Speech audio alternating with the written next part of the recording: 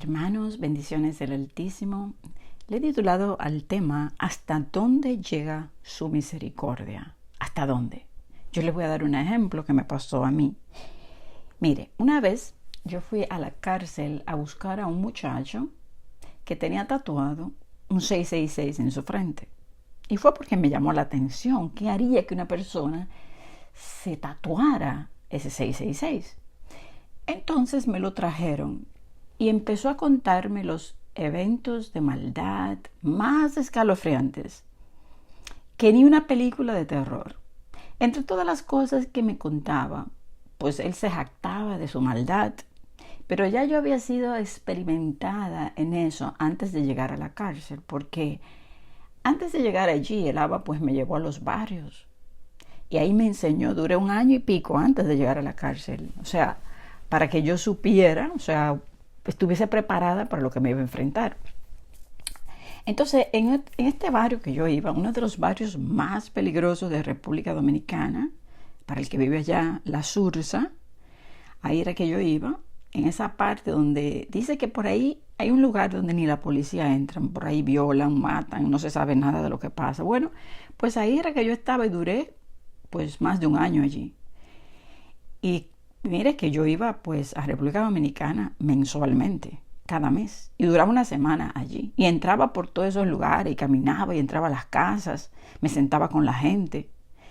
Entonces, cuando yo iba allá, pues había muchos matones, asesinos, muy peligrosos. Y cuando ellos empezaban o sea, yo me les acercaba y empezaban a decirme lo malo que ellos eran y todo lo que ellos hacían, yo los dejaba como hablar.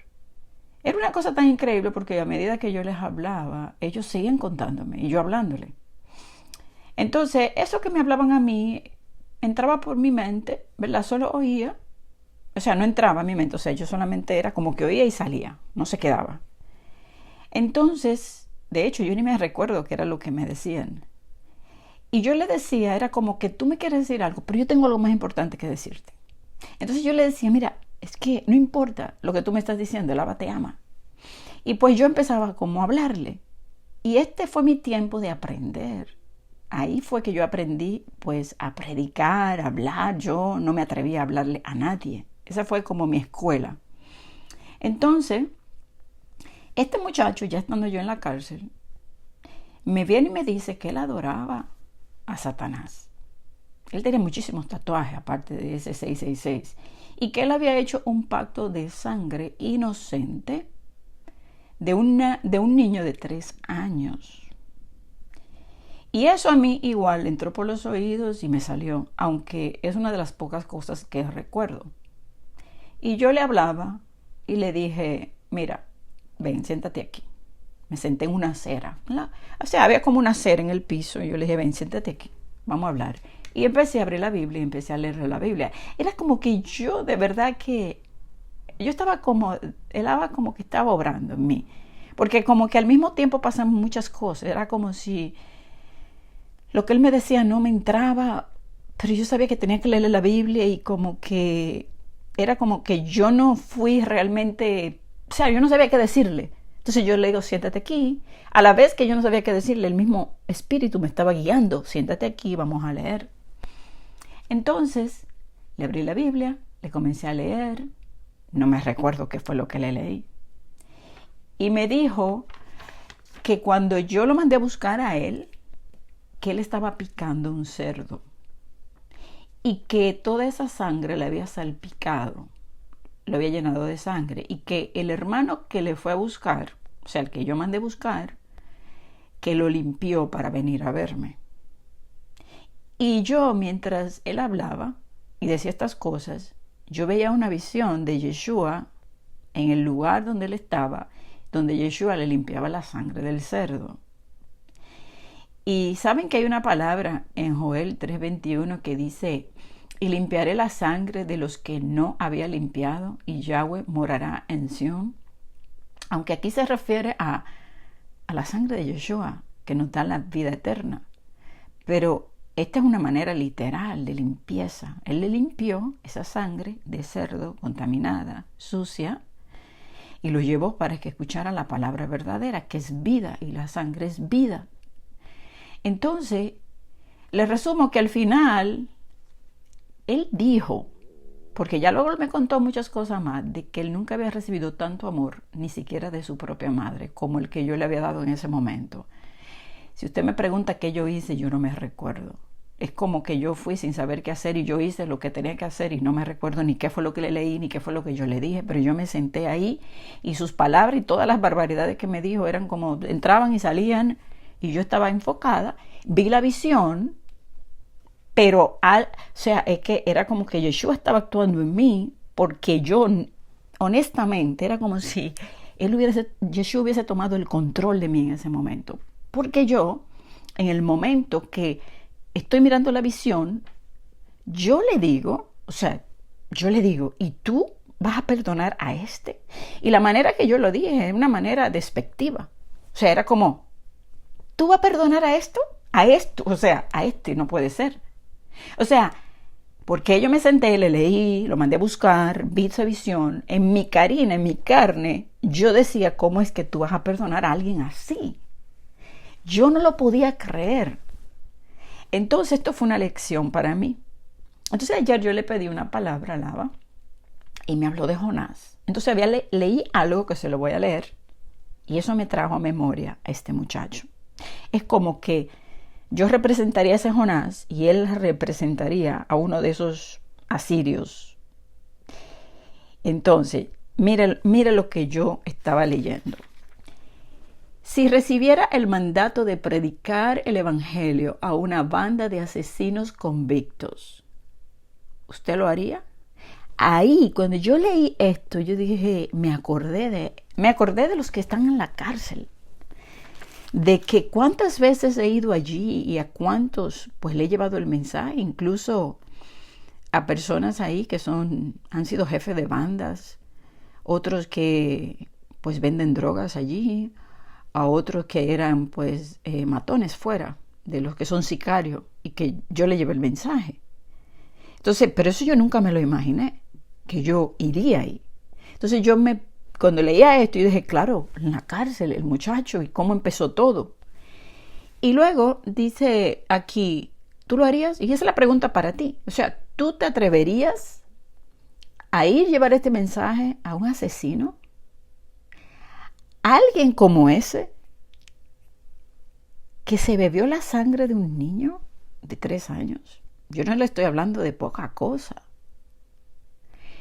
¿Se atrevería a sentarse y sentarlo al lado de usted y leerle la Biblia y decirle, mira, no importa lo que tú hayas hecho, Él te ama?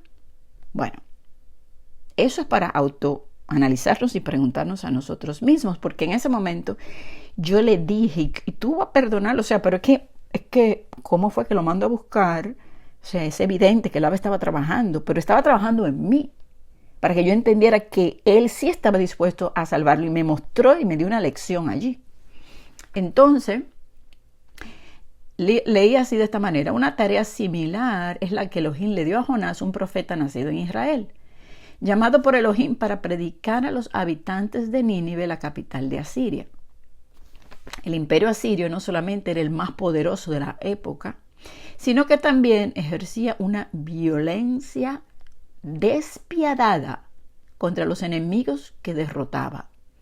Por lo tanto, es poco probable que algún otro israelita hubiera aceptado de buena gana la tarea que le es encomendada a Jonás.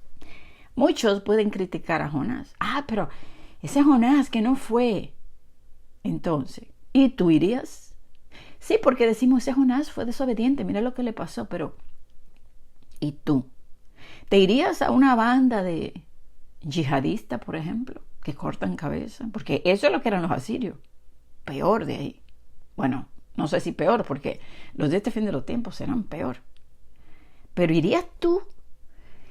Si se te presentara la oportunidad de que un grupo de estos matones está allí en un lugar y el Abba te dice, ve y háblale, ¿tú irías? Porque es muy fácil ir donde gente que normales, tú sabes, pero ¿irías a un lugar así donde pudieras correr peligro también? Entonces, no podemos. Tenemos que ponernos en la situación de Jonás. O sea, fíjese que él fue enviado a gente mala. Es que usted tiene que mirar qué hacían los asirios. Eran bien, bien despiadados y crueles. Entonces, otra cosa es que muchas veces decimos, no, se merece morir, se merece el infierno. O sea, ahí está. Pero ese no es el corazón del Abba. Ese no es el corazón del Abba. Y fíjese que cuando yo estaba allí frente a él, el Abba estaba trabajando mi corazón. Porque él me enseñó a no ser acepción de personas cuando yo iba allí a la cárcel, porque yo vi muchas situaciones en las que yo quería ser acepción de personas y él me mostró lo que él podía hacer en ellos y me lo enseñaba para que yo aprendiera. Y como yo aprendí en mi carne propia y lo sufrí, lo lloré y lo pasé, entonces yo se lo puedo contar a ustedes de que es así y que su misericordia es grande, grande su misericordia. Cuando dice que su misericordia es grande, ¿qué tan grande usted cree que es? Muy grande. Entonces, él no hace acepción de personas y él está dispuesto a engañar al más vil de los pecadores. Dice que para sorpresa de él se arrepintieron. ¡Wow! A ver, qué sorpresa me llevé yo cuando yo volví al otro día, porque no fue en ese momento. Él dijo, ese muchacho en la cárcel me dijo a mí que él no me iba a ver jamás, que se iba y que él no podía entrar al lugar donde estaba el grupo de la iglesia que yo había ido. Dijo que no, que él no entraba a iglesia. Y se fue. Y para mi sorpresa, el otro día yo volví de nuevo, porque esa vez yo estaba yendo, o sea, yo iba por una semana, pero yo iba todos los días. Y me dijeron, mira, yo no me recuerdo exactamente si fue el otro día o los 2 días. Me dijeron, ese muchacho se convirtió. Y cuando yo llegué, no solamente que él estaba dentro de la iglesia esperándome con una Biblia en la mano y hablaba muy diferente. Y bueno, fíjese que el Abba me mostró, yo no lo podía creer. Yo estaba tan sorprendida. Y esas son una de las maravillas de ver la misericordia de Elohim. Y por eso yo defiendo tanto, tanto a las personas cuando otros se levantan a señalarlo, porque yo he visto la misericordia de él, la he visto así. Entonces, dice que él se consternó porque se arrepintieron y los salvó de la destrucción que le iba a llegar. Y le voy a leer Jonás, capítulo 3, voy a leer del verso 4 en adelante. Dice, el día que Jonás entró en la ciudad, proclamó a la multitud, dentro de 40 días, Nínive será destruida. 40, fíjese que 40 es tiempo de prueba, ¿desierto? Entonces, dice que la gente de Nínive creyó el mensaje de Elohim y desde el más importante hasta el menor, grandes y pequeños, dice, declararon ayuno y se vistieron de tela áspera en señal de remordimiento, o sea, de aflicción, de cilicio. Cuando el rey de Nínive oyó lo que Jonás decía, bajó de su trono, se quitó sus vestiduras reales, se vistió de tela áspera y se sentó sobre un montón de cenizas. Entonces el rey y sus nobles enviaron el siguiente decreto por toda la ciudad. Escúchenme bien. El juicio que viene para acá, al mundo, es muy similar al juicio que estaba destinado a esa Nínive en ese tiempo. Sin embargo, fíjese que desde que escucharon el mensaje, ellos se arrepintieron. Una nación pagana, mala. Recuerden lo que Yeshua le dijo a la generación cuando él vino en Mateo capítulo 12 y en el verso 41 dice, los hombres de Nínive se levantarán en el juicio con esta generación y la condenarán, porque ellos se arrepintieron a la predicación de Jonás. Y he aquí uno mayor que Jonás en este lugar.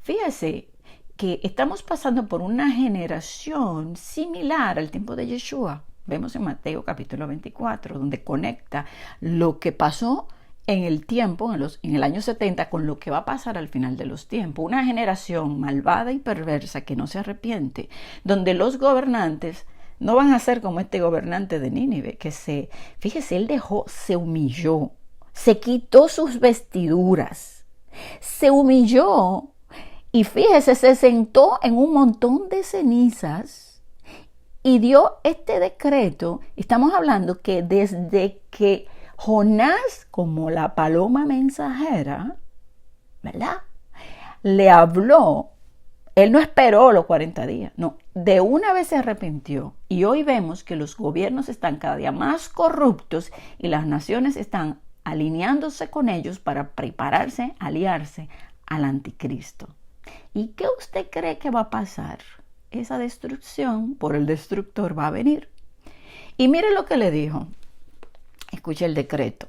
Nadie puede comer ni beber nada, ni siquiera los animales de las manadas o de los rebaños. Tanto el pueblo como los animales tienen que vestirse de luto y toda persona debe orar intensamente.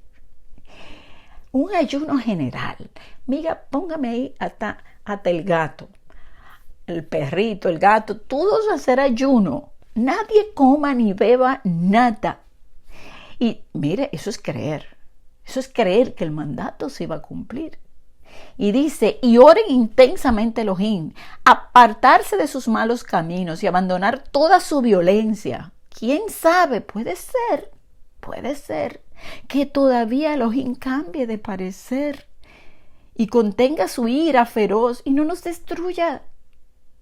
Y dice que cuando Elohim vio lo que habían hecho y cómo habían abandonado sus malos caminos, cambió de parecer y no llevó a cabo la destrucción con que los había amenazado. ¿Qué les parece? Increíble.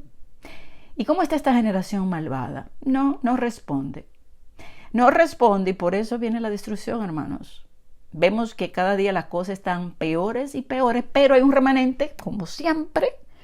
Hay uno que lleva el mensaje, como Jonás, y también hay un remanente que será guardado. Aquel que lleva el mensaje será guardado. Así que, hermanos, de esto aprendemos varias cosas. Él no hace acepción de persona. Su misericordia es muy grande. Él está llamando a un pueblo a arrepentirse. Si mi pueblo se humillara y se arrepintiera. Pero sabemos que no lo harán. Sabemos porque ya está escrito.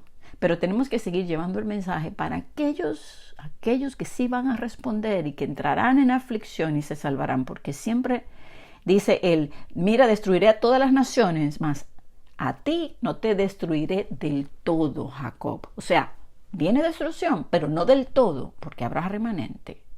Habrá un pueblo santo que se va a arrepentir, que va a afligir su alma, que se va a vestir de aflicción, que va a orar intensamente y alcanzará esa misericordia que es grande para salvar. Amén, hermanos. Bueno, muchas bendiciones. Shalom.